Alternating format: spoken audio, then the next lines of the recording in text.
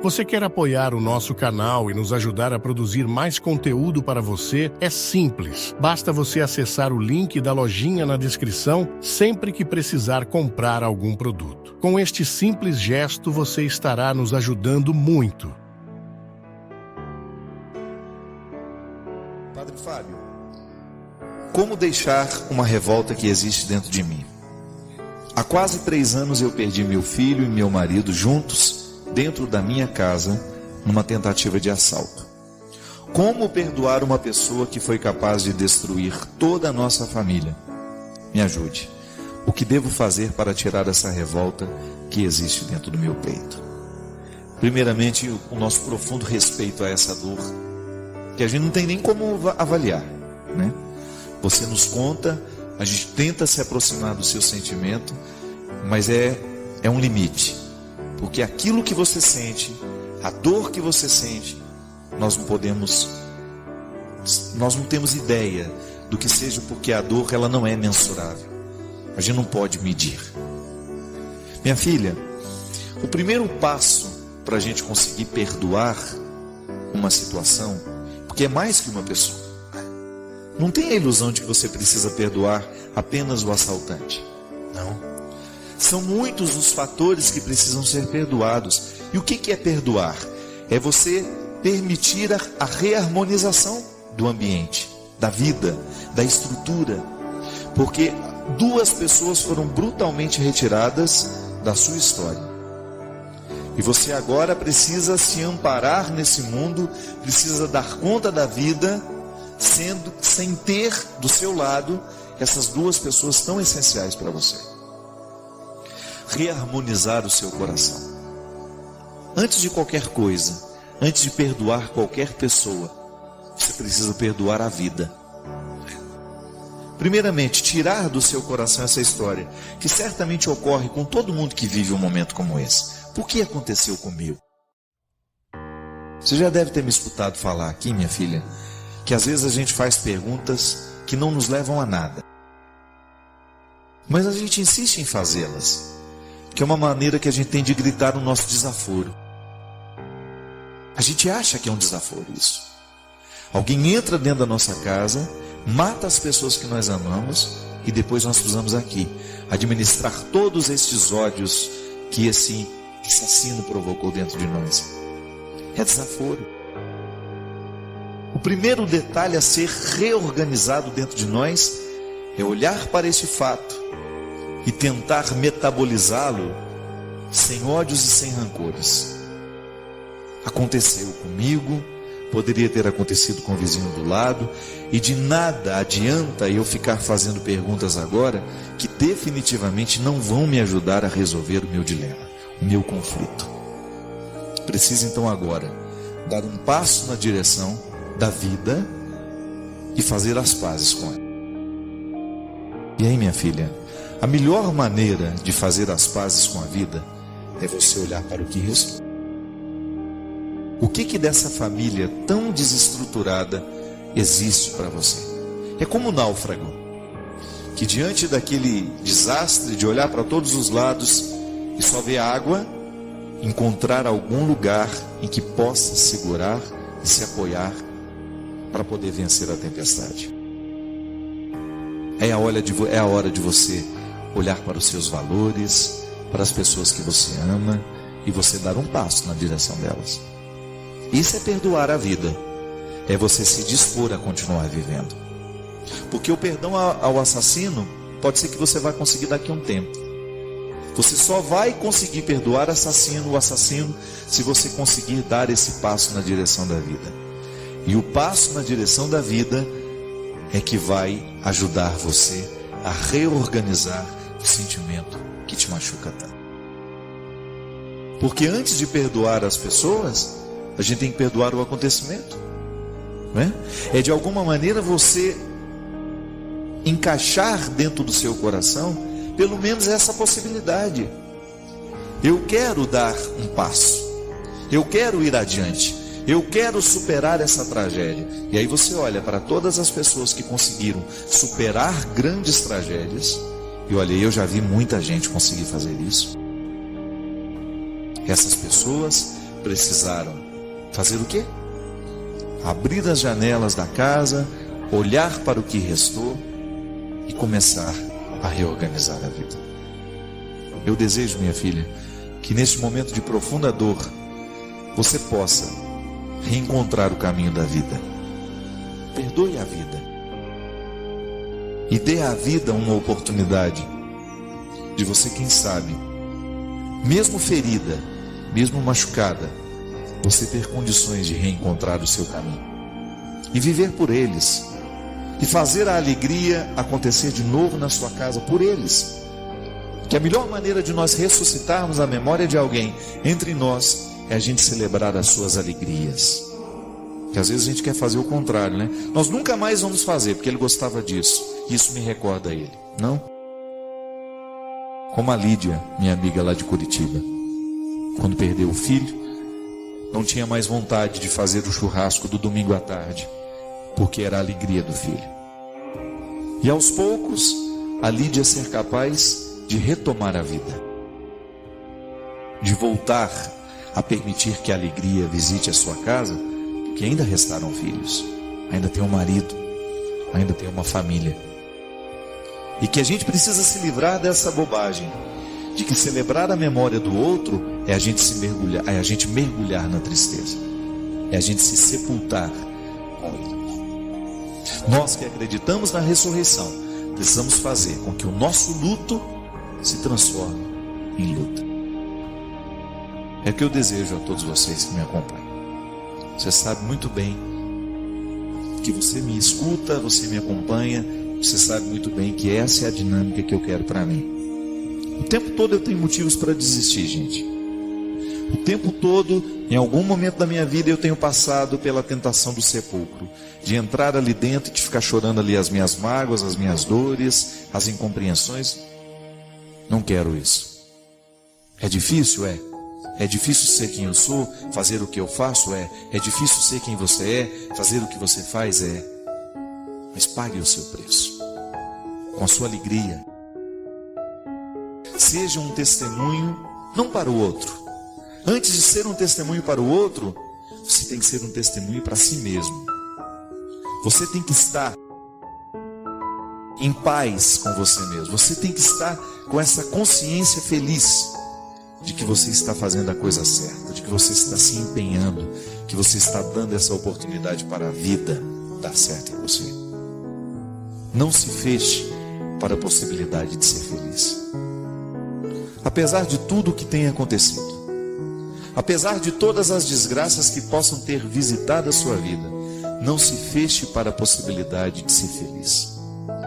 Não sabemos quanto tempo nos resta, mas a gente pode fazer deste tempo que nos resta uma oportunidade de mudar a história, de mudar a vida, de mudar as pessoas que estão do nosso lado. Como? Vivendo bem, fazendo bem as coisas, aproveitando bem essa oportunidade de ser quem você é, libertando-se dos seus excessos e transformando o luto em luta. Obrigado pelo seu carinho, pela sua atenção, e que Deus abençoe muito você. Que Deus derrame sobre o seu coração, sobre a sua casa, sobre a sua vida, a disposição que caracterizou o coração de Nossa Senhora, para que, exemplo dela, a gente também possa ser um cristão de verdade, levando sempre Jesus no colo, para apresentá-lo àqueles que ainda não o conhecem.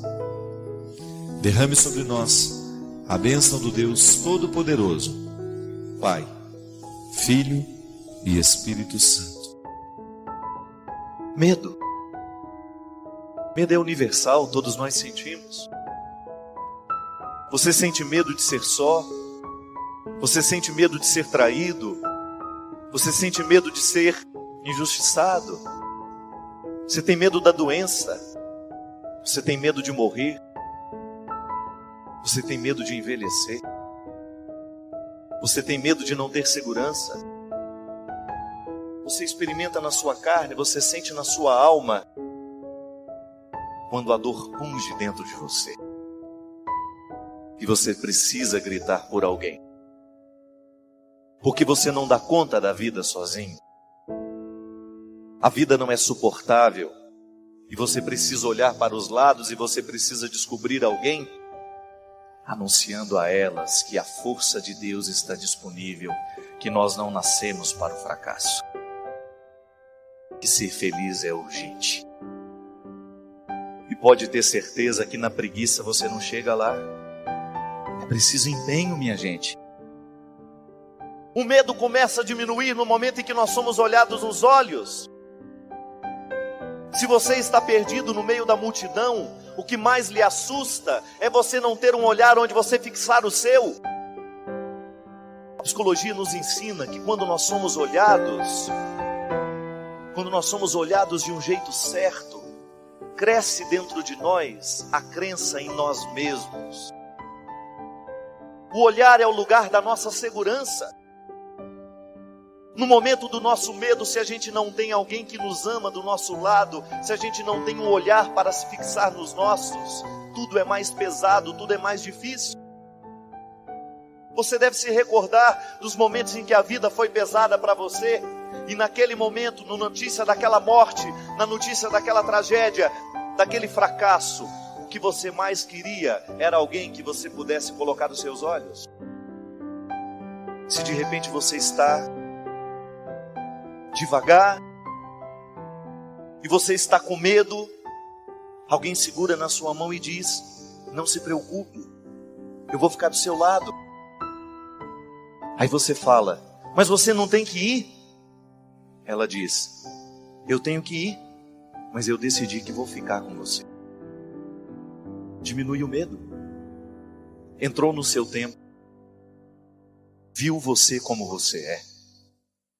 Mas você sabe por experiência própria que no momento da sua mudança, se você tem alguém segurando na sua mão, se você tem alguém olhando nos seus olhos e mudando junto com você, fica mais fácil. Diminui o medo. Medo de não ser reconhecido, medo de não ser compreendido. Quando você está diante de alguém que tem o poder de tomar decisões sobre a sua vida, e você tem medo que aquela decisão não seja tomada considerando aquilo que você é, o medo que você sente, as dores que você tem, os limites que você possui. Deus quer nos transformar em gente de bem, e para isso é preciso vencer os medos. A gente não alcança o sucesso da graça se a gente não vence a cadeia do medo. Para que cultivar fracassos? Invista em você. Foi para cima que você foi projetado. E isso, gente, eu digo sem medo de errar. O investimento pessoal que você faz no momento em que você não se acostuma com a pilastra torta que você construiu, que você tem medo de destruir porque você acha que vai cair. Quando você se acostuma a ser uma casinha qualquer, não! Olhe para o projeto inicial que Deus fez. Não é qualquer coisa que Deus projetou para você. Os seus limites não podem ser impedimento para você chegar ao final dessa construção. Não pensavam pequeno. A alma, a humildade precisa nos fazer pequenos, mas nós não podemos ser pequenos diante de Deus. E alcançar essa grandeza só é possível pela força da humildade. Cuidado com aquilo que você elege como realidade de valor na sua vida. Cuidado com as decisões que você toma. Cuidado com as respostas que você dá ao mundo. Cuidado com as respostas que você dá à realidade. Os que precisam saber escolher nas pequenas coisas a justiça, a verdade, a honestidade. É disso que nós estamos falando, minha gente. Há momentos da nossa vida em que a decisão é tão importante. É ela que vai definir o rumo que nós vamos tomar. Algumas pessoas estão escolhendo o que não presta. Nós podemos escolher o que presta. Vinde a mim, todos vós que estáis cansados, com o peso dos seus fardos, que eu vos aliviarei. E não peça ao grande arquiteto que faça modificações na planta para simplificar. Não. peça a Ele forças para agir do jeito certo para chegar ao lugar. Dá para derrubar as muralhas? Não. Reza, grita na beirada dela. Insista, grita o quanto você pode até abalar as estruturas desta muralha que está impedindo você. Não tenha medo do processo, não tenha medo do projeto inicial. Corra atrás dele. Corra atrás daquilo que é honesto, daquilo que é puro, e você não vai ter outro destino senão tornar-se puro também, purificar aos poucos a sua vida, o seu coração destes excessos que lhe enchem de medo. Tenho medo de chegar até lá. Então, porque tenho medo de chegar até lá, eu sento e fico lamentando a minha vida inteira. Oh meu Deus, mas são 100 quilômetros daqui. Dá o primeiro passo, que já não faltam 100 quilômetros mais. Agora, se a gente se segura naquilo que é inútil, naquilo que não nos faz crescer, nós não vamos chegar a lugar nenhum. Quantas vezes na vida, minha gente, nós precisamos do tombo para poder descobrir o lugar essencial, o nosso lugar. Quantas vezes nós nos utilizamos das futilidades da vida, a gente perde o nosso tempo com futilidades. Mas aí, quando pela força do movimento de Deus na história, você descobre, mas que é justamente o olhar de Deus fixos em nós, a nos convencer de que nós podemos, de que a vitória está nos oferecendo, que a vitória está diante de nós, e que para a gente chegar a ela, basta a gente ter coragem de se erguer. Padre Fábio, eu prefiro não me identificar. O ambiente no qual trabalho, há muita fofoca e inveja. Padre Fábio, como lidar com essa situação? Muito obrigado. Essa questão da inveja, da fofoca, isso é mais antigo do que o mundo, né? Eu recebi essa semana, por um motivo muito especial, de um amigo meu, que eu amo profundamente. O nome dele é Murilo Guerra. E o Murilo foi caluniado de uma coisa terrível. E cidade pequena, você sabe como isso repercute, né? E eu vi o sofrimento do Murilo na semana passada, quando eu rapidamente passei por lá e fui e me encontrei com ele e a Adriana, que é a esposa dele. O Murilo tem uma família linda, que tem problemas como todos nós, mas eles são muito unidos, é muito bonito estar entre eles. E o Murilo foi acusado de uma coisa terrível, e a acusação, o boato nasceu justamente que a esposa dele havia pego o Murilo com uma outra pessoa. E o bonito foi ouvir da própria pessoa que estava, que teria sido a testemunha da traição, dizer, sorrindo, Padre, falar esse absurdo do meu marido, da própria Adriana. E essa semana, sabe gente, eu recebi dele, porque ele mandou para todos os amigos, que certamente ficaram do absurdo que falaram dele. E aí ele me mandou também um e-mail que se chama O Terceiro Filtro. É uma história muito simples.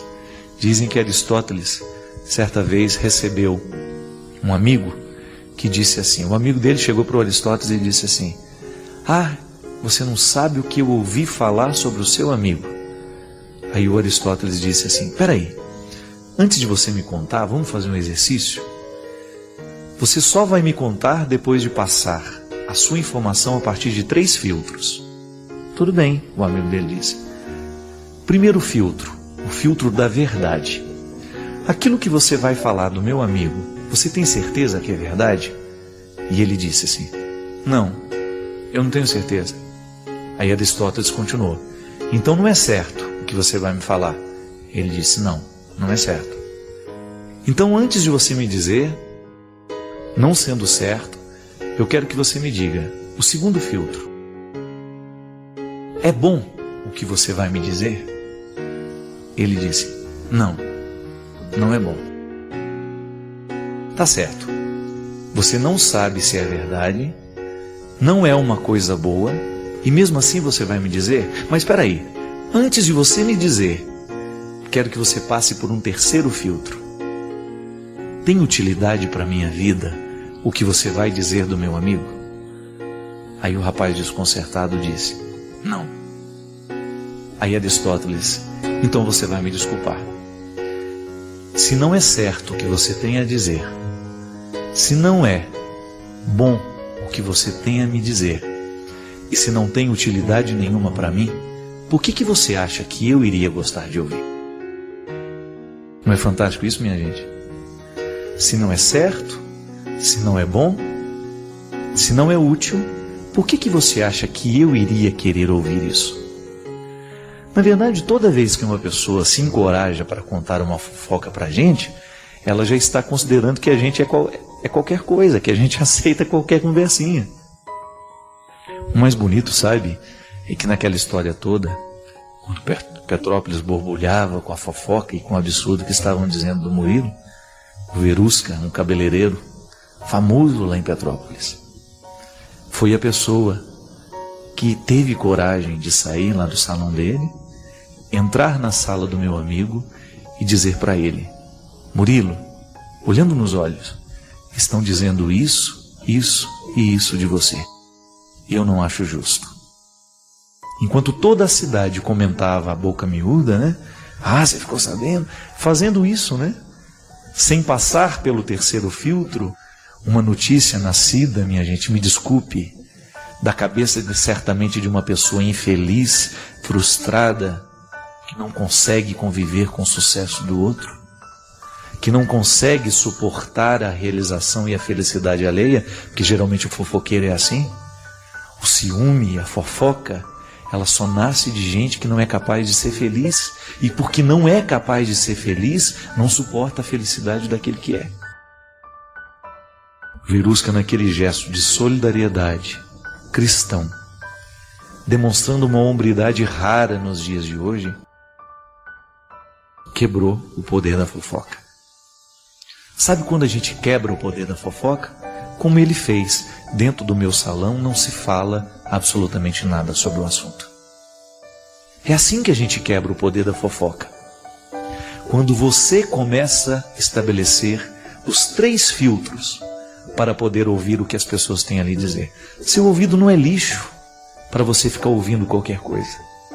Seu ouvido não é um território baldio para o outro vir julgar o lixo dele. E fofoca, minha gente, com todo respeito, é lixo. Vira e mexe vem me dizer: ficou sabendo do padre? Não estou sabendo de nada, mesmo que eu saiba. Sabe por quê? É um jeito que a gente tem de multiplicar a maldade. O Padre Joãozinho deu um exemplo bonito para mim essa semana numa conversa, né? De uma situação que eu tinha vivido, de um mal entendido que havia, e injustamente eu havia sido colocado como se eu tivesse errado na situação numa diocese, num evento que teve. E aí eu falei: mas aí depois que consertou, padre, não adiantou. Ele falou assim: depois que a gente estoura o travesseiro de pena, a gente nunca mais reúne as penas que a gente esparramou. É como você subir num alto monte, você pegar um travesseiro de pena e você arrebentá-lo, e o vento leva. Fofoca é isso. Nós nunca mais seremos capazes de reparar os estragos que uma fofoca faz na vida de uma pessoa. Porque depois que o boato esparrama, gente, é igualzinho pluma que você não tem mais condições de recolher. E às vezes nós ferimos a integridade de pessoas que levaram anos e anos e anos com honestidade, com retidão de caráter para construir, e depois uma noticiazinha boba, infeliz, mentirosa, fofoqueira é capaz de julgar essa pessoa na lama. Eu não sei se tem uma coisa que nessa vida possa gerar mais inferno. Eu não sei. É tão triste, minha gente, nós pensarmos que uma palavra torta, descomprometida com a verdade, pode provocar a infelicidade do outro, tirar o sono. É tão triste isso, não é verdade? É tão triste isso. Quando você é acusado, quando a pessoa viu um detalhe da sua vida, ela achou que viu tudo e já saiu dizendo. Ela viu um detalhe da sua história e ela já saiu dizendo para todo mundo que ela te conhece, que ela viu que você fez aquilo. Pelo amor de Deus. Então, para nós, isso para mim, para você, toda vez que nós escutarmos uma história como essa, paralisa o poder. Não permita que o diabo continue mentindo através da sua boca. A maioria das fofocas, quem inspira isso no coração de quem vai contar, quem vai inventar a história, não é outra pessoa senão o diabo. E nós legalizamos a presença dele na vida cada vez que nós somos parceiros dele. Eu escuto, passo para frente. Ainda rio, como se eu tivesse absoluta certeza do que eu estou dizendo. Não é verdade, não é bom e não é útil, então eu não quero saber. Me privem. Me privem porque meu ouvido não é lixo. E o pior, sabe o que é? É que às vezes essas pessoas que são vítimas da fofoca nunca mais vão se recuperar na vida. Não me importa o que aconteceu. Não é justo que a gente faça a história de um homem ser reduzida ao pó por causa de um erro, ou por causa de uma evidência, ou por causa de um comentário, ou por causa de um testemunho de uma pessoa totalmente desqualificada do ponto de vista moral. Valeu a palavra do bandido. O que é terrível nessa história é a gente pensar, se aquilo foi uma fofoca, se aquilo foi um instrumento do maligno entre nós, ele destruiu a imagem de um homem. Isso que o diabo quer. Eu agora, nessa empreitada nova que eu estou vivendo, se tem uma coisa que eu não perco de vista é isso. Essa mídia, esse aparecer o tempo todo, isso é a coisa mais perigosa que pode existir para nós. Porque pode ser o diabo, olha, vai abrindo as portas, mas daqui a pouco é a sua derrocada que ele quer.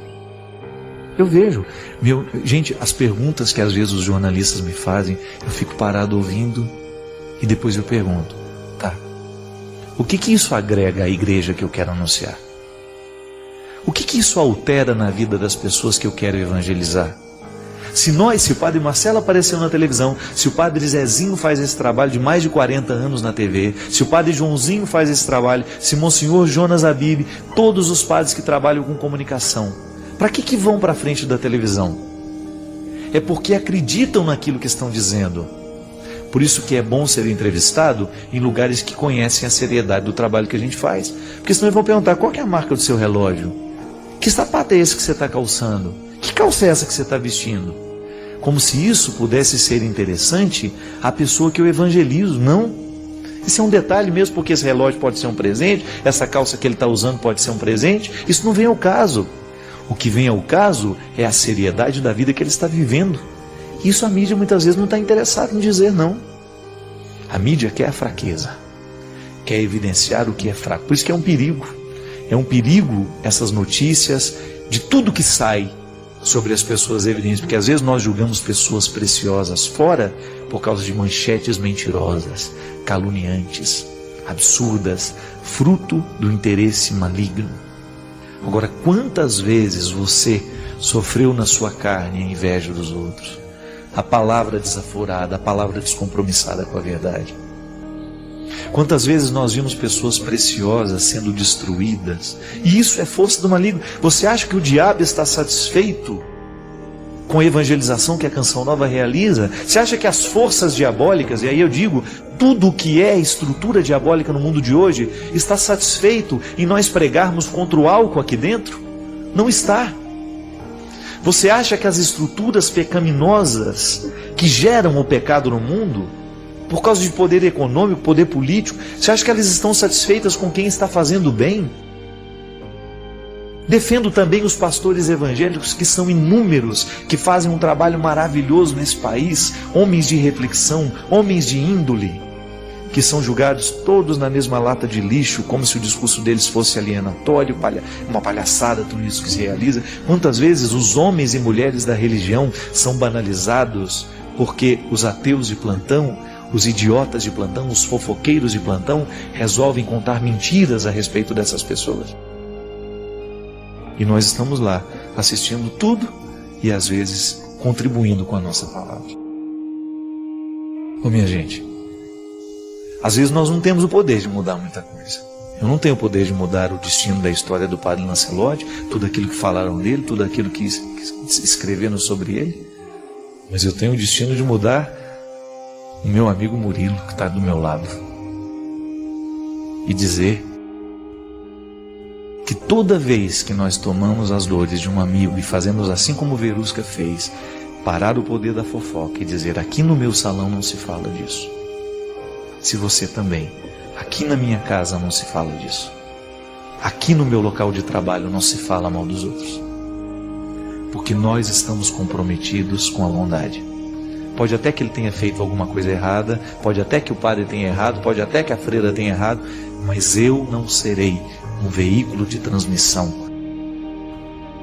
E sobretudo quando sabe que é uma mentira. Aí sim que nós temos que armar a nossa casa, fazer um cerco de Jericó, começar a rezar para que esse poder dessas estruturas diabólicas venham por terra. Faça isso. Tenha a oportunidade de amanhã viver os 3 filtros que Aristóteles propôs a um amigo dele. Quando alguém for lhe contar uma fofoca, pergunte: é verdade o que você vai me dizer? É bom o que você vai me contar? É útil para a minha vida? Se depois dos 3 filtros você chegar à conclusão de que não vale a pena ouvir, continue no seu silêncio. Porque às vezes, sobre os outros, a melhor notícia que nós podemos dar é o nosso silêncio respeitoso. Obrigado pelo seu carinho. Obrigado pela sua companhia. E que Deus nos conduza na mudança deste mundo. Que toda vez que a gente estiver diante de um fato que nós pudermos mudar, que a gente siga o exemplo do Verusca. Que nós possamos encontrar neste homem um ensinamento. Ele aprendeu de Jesus, certamente. E nós podemos aprender de Jesus e aplicar tudo isso também do mesmo jeito que ele aplicou na nossa vida, com o nosso carinho, com a nossa solidariedade. O Senhor esteja convosco. Ele está no meio de nós. Derrame sobre todos nós a bênção, Ele que é Pai, Filho e Espírito Santo. Amém. O importante não é acumular muitos anos de vida, mas adquirir sabedoria em todos os momentos que os anos nos oferecem. Afinal, envelhecer é obrigatório, amadurecer é opcional. É uma realidade, né? Porque todos nós envelhecemos, não tem como. A gente estava brincando aqui que nós estamos mais novos, mas está todo mundo envelhecendo. Aqueles amigos que antes eram lúcidos, de repente começa a trocar as datas, né? Começa a trocar os nomes, começa a repetir as mesmas histórias. É a vida. O processo do envelhecer é natural da condição humana, né? Há algumas pessoas que encaram isso como perda, há outras que descobrem que é um ganho e que pode ser um ganho. Essa semana mesmo a gente estava conversando que é muito importante na vida a gente desenvolver hábitos, mesmo na juventude, que combinem com a velhice. Sabe por quê? Porque se a gente está apenas acostumado com as coisas da juventude, da mocidade, se a gente não começa a criar hábitos que depois sejam próprios da idade, da maturidade, nós não vamos ter o que fazer depois. Ser jovem demais é um problema. Você precisa começar a adquirir alguns hábitos que possam ajudar no seu processo da velhice. A leitura, por exemplo. Quando a gente descobre na adolescência, na infância, na adolescência, na juventude, quando a gente aprende a cultivar o hábito da leitura, você já está garantindo um bom tempo de qualidade para a sua velhice. Porque qual que é a minha grande reclamação? Muitas vezes não ter tempo de ler tudo o que eu quero. Não é assim? Depois que você já está mais velho, meu amigo, que você já diminuiu naturalmente o seu número de compromissos, que a vida foi ficando mais leve para você, é o tempo de ler tudo o que você não pôde ler ao longo da vida. Aí, ocupando a cabeça, o coração fica muito distraído. Quando a cabeça está bem ocupada, o coração se aquieta. Agora, se a gente não tem o hábito da leitura, é natural que depois a gente vai ter uma dificuldade muito grande para ficar à toa. Não é? Você vai achar que o tempo está comprido demais para você preencher com tudo aquilo que você quer. Então, envelhecer requer arte. Bons hábitos na juventude ajudarão a sua velhice ser mais qualificada. Por que a gente insiste tanto no exercício físico, na atividade física, na boa alimentação na juventude? Porque a construção muscular da juventude é que vai fazer com que você seja um velhinho mais flexível, sem tantas dores na coluna. Por quê? Porque está com a musculatura bem fortalecida, está com uma lombar bem fortalecida, para a sua coluna não sofrer tanto a idade da maturidade. Então aquilo que a gente cuida hoje repercute depois na vida. Por isso que viver, a gente precisa ir pegando os bons hábitos da vida, para que quando nós estivermos nesse período de mais lentidão, de menos pressa, a gente não se desespere. Então eu, Padre Fábio, hoje estou construindo o velhinho que eu vou ser, que eu espero ser um velhinho um dia, né? Espero que eu não morra jovem. Mas estou construindo agora a minha velhice. Como? Na minha estrutura física, eu estou ajudando a envelhecer melhor, a ter mais qualidade. Na alimentação, nos meus hábitos, né? Ser um homem de oração, ser um homem adepto da leitura, da reflexão. Que isso a gente vai ficando mais aguçado, minha gente. Eu sempre digo, eu comecei a escrever cedo. Mas se hoje eu pudesse voltar no tempo, eu acho que eu publicaria o meu primeiro livro aos 50 anos. Por quê?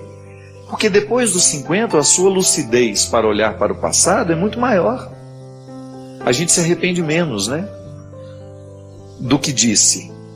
Porque você vai estar mais centrado, é o momento da sua vida em que você tem mais instrumentais para analisar, mais maturidade, mais sabedoria. Isso é, se a gente viver bem, se a gente construir bem o momento futuro, o futuro no momento presente.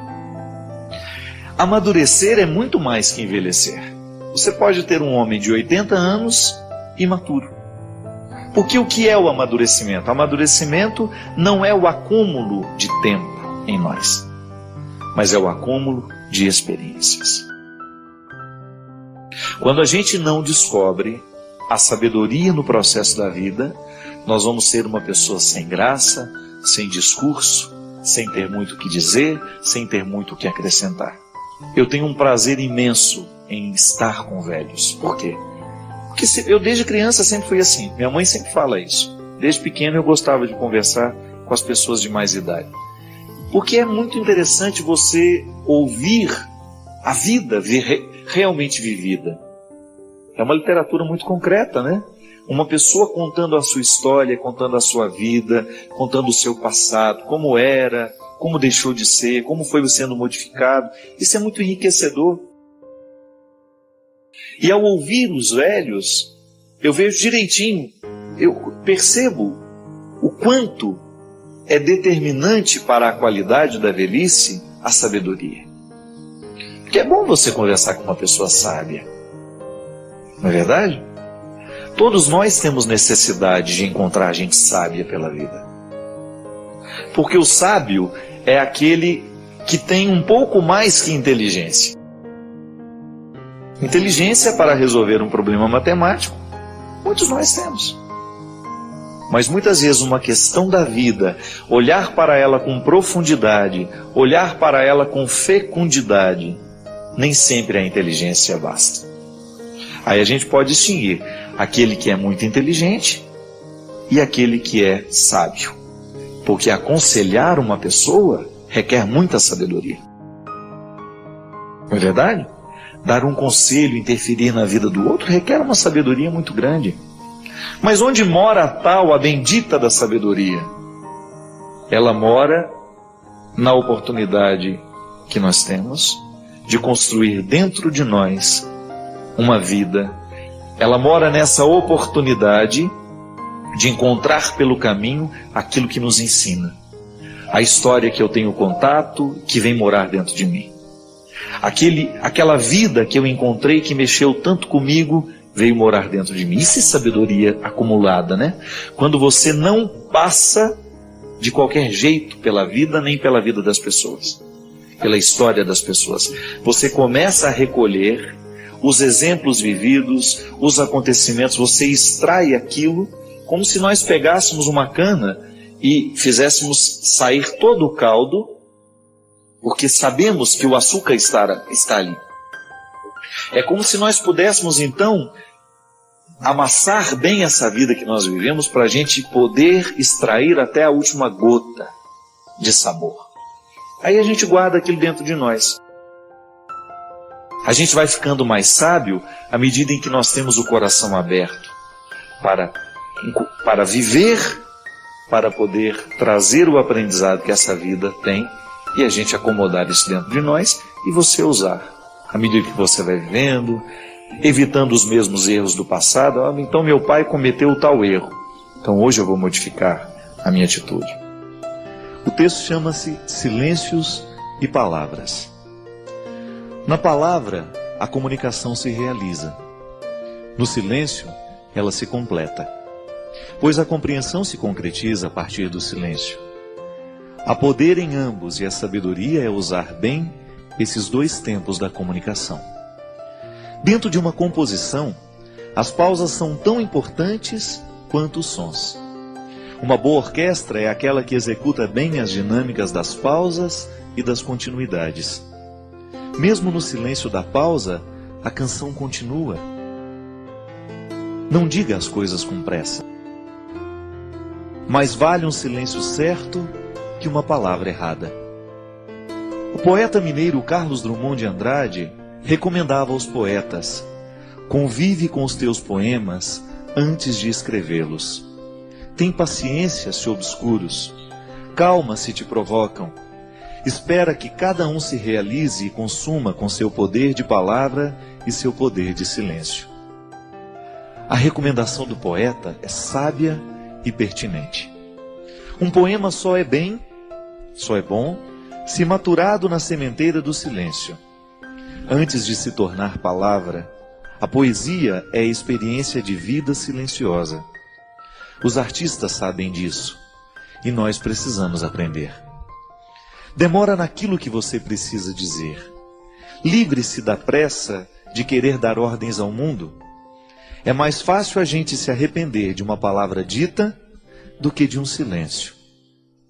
Palavra errada na hora errada pode se transformar em ferida naquele que ouviu, também naquele que disse.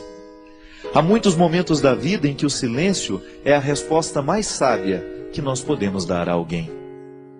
Na pressa de falar, corremos o risco de dizer o que não queremos. E diante de tudo o que foi dito, nem sempre temos a possibilidade de consertar o erro. Palavras erradas costumam machucar para o resto da vida. Já os silêncios certos, esses possuem o dom de consertar. Por isso, prepara bem a palavra que será dita. Palavras apressadas não combinam com sabedoria.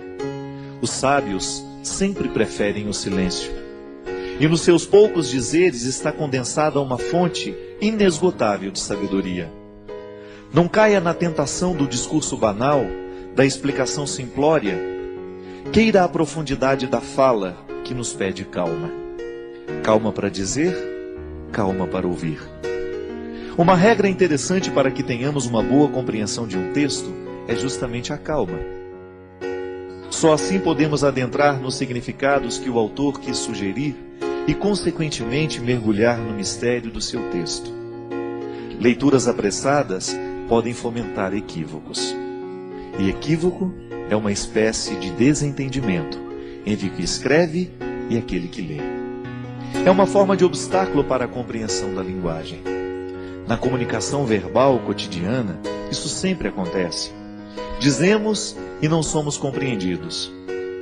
Diante do impasse, duas realidades são possíveis. Ou alguém disse com pressa, ou alguém escutou sem atenção. Dizer e ouvir requerem silêncio. Só diz bem aquele que pensou antes no que iria dizer. E ouve melhor aquele que se calou para escutar. A regra é simples, mas exigente. Por isso hoje, neste tempo de palavras muitas, queiramos a beleza dos silêncios poucos. Eu sei que muitas vezes nós somos vítimas das palavras malditas. Não são poucas as vezes em que palavras malditas chegam até os nossos ouvidos. Uma palavra pode ser maldita por causa do conteúdo que ela tem, ou então por causa da forma. Hoje eu estava lendo um texto, coincidentemente, falando da música das palavras. E o escritor estava dizendo que para cada palavra há uma música diferente que nós podemos colocar nela. De maneira que você pode dizer uma coisa muito dura a alguém, mas você colocar uma música que faça bem ao ouvido de quem escuta. Então a pessoa escuta aquela palavra dura, mas com uma música bonita. Talvez tenha sido isso que Jesus soube fazer o tempo todo. Jesus dizia coisas muito duras, mas a música das palavras de Jesus era extremamente sedutora. Porque ele sabia muito bem que não adiantava dizer as coisas sem musicalidade. Não adianta nada a gente dizer as coisas com braveza. Não. A gente será muito mais bem entendido se a gente buscar uma música suave para colocar a palavra dura. Você experimenta isso na sua vida todos os dias. Quando você precisa dizer alguma coisa de muito sério aos seus filhos, e às vezes você não sabe nem por onde começar porque você tem medo do conteúdo que você vai dizer. O conteúdo é duro, é de exigência. E os nossos filhos não estão muito acostumados a serem exigidos. Eles entraram nessa mística do mundo de hoje, nessa tendência do mundo de hoje, de que tudo tem que ser muito simples, tudo tem que ser muito fácil e rápido. E educar os filhos muitas vezes requer um discurso duro, exigente. Então você vai descobrir junto de Jesus que é possível dizer coisas duras com musicalidades atraentes. É isso que fazia com que as pessoas parassem para prestar atenção no que Jesus tinha a propor. O reino de Deus que Jesus propunha não era coisa fácil, não era coisa simples. Dá trabalho construir o reino. Mas ele construía de um jeito tão terno que as pessoas esqueciam a dureza da palavra e se prendiam na música que envolvia aquela palavra. Por isso o segmento acontecia com tanta intensidade. Tantas pessoas, por causa da música que estava revestindo tudo aquilo que ele dizia. Minha gente, muitas vezes o que a gente faz de errado não é o que a gente diz, mas é como a gente diz. É a música que a gente coloca na frase. Pode ser que hoje você tenha ferido alguém com aquilo que você disse. Pode ser que hoje você tenha sido ferido por alguém com aquilo que você disse. E talvez você não tenha errado naquilo que você disse. Você tinha razão naquilo que você disse. Você estava certo ao reivindicar o que você reivindicava ou ao dizer aquela verdade que você disse. Mas talvez você não tenha escolhido o melhor jeito de dizer. Talvez você se perdeu na pressa, na raiva, na ira. É estranho, mas na vida a gente perde a razão quando a gente fica bravo. Na vida a gente perde a ternura quando a gente se irrita, porque a ira, ela tem o poder de retirar de nós a sabedoria.